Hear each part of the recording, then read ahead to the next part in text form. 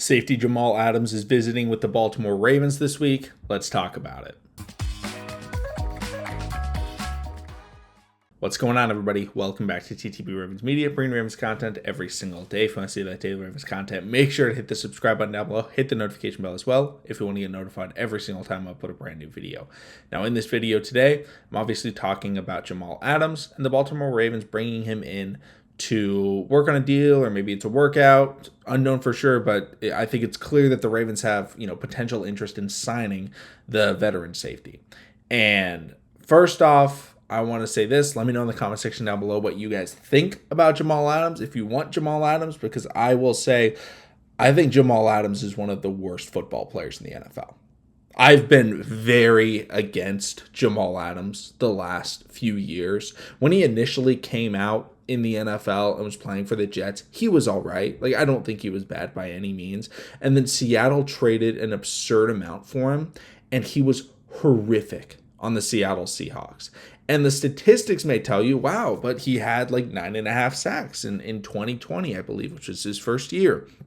And, he's able to get after the quarterback, and he's just a box safety, so he's able to do that. And the issue with Jamal Adams and calling him a box safety, because a box safety traditionally is a guy that you don't necessarily want, single high or over the top coverage. You just want them to cover the tight ends, rush the passer, stop the run, and things like that. He can't cover. Not that he can't cover elite guys. He can't cover anybody. He is the easiest player in the NFL, I think, to get open on. He has zero pass coverage awareness. And so when the Seahawks would put him in the box, it was just, okay, we will throw to our tight end every time. If they put him in the slot, they would say, hey, we are going to throw to our slot receiver every time. And it would work. Him on third down, whenever he was on the field on third down, I fully expected the opposing team to pick up that first down because he just can't do it. Now, if you want to say, but he's good at pass rushing, yeah, he's good at pass rushing. For a safety, his pass rushes typically come off the blitz, off the edge. Sometimes he's a little bit blocked, but it's just his speed getting him around the edge and he's able to get to the quarterback. If you want him for just that, sure. But why would you pay money for a safety in the body of a safety to try and play pass rusher for you? Because if he's just a pure pass rusher, he's not going to get the jump that he typically gets. The reason why was teams wouldn't know if he was rushing or not. And the Ravens love to blitz their secondary members, but they also love to put them in coverage. And if you bring in Jamal Adams, you are going to be putting your team in a compromising position every single time he's on the field. Because if he is in coverage, that player will be open. And he was making an absurd amount of money in Seattle. And it makes no sense for the Baltimore Ravens to try and bring in a guy that has zero versatility. The Ravens' entire defense is based in versatility. Every single player, now that Patrick Queen is gone, can do it all, right? They can stop the run. They can, cover deep. They can play close to the line of scrimmage, right? Look at the safeties. Kyle Hamilton over top or close to the line. Marcus Williams over top, or he can play in the box or in the slot. You can put Ardarius Washington slot corner. You can put him over top.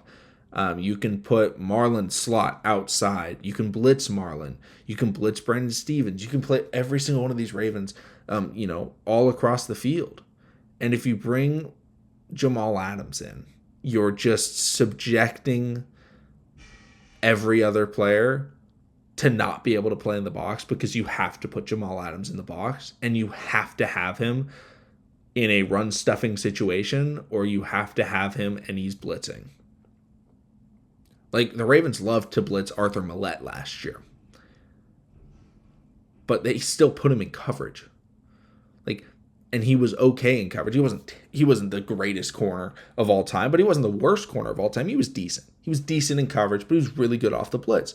Jamal Adams only brings you one half of that equation. He's really good off the blitz. And bringing in a safety to do that is a big name, doesn't make any sense to me. I would be very against this move unless the Ravens did it and they paid him a veteran minimum salary and he played kickoff coverage.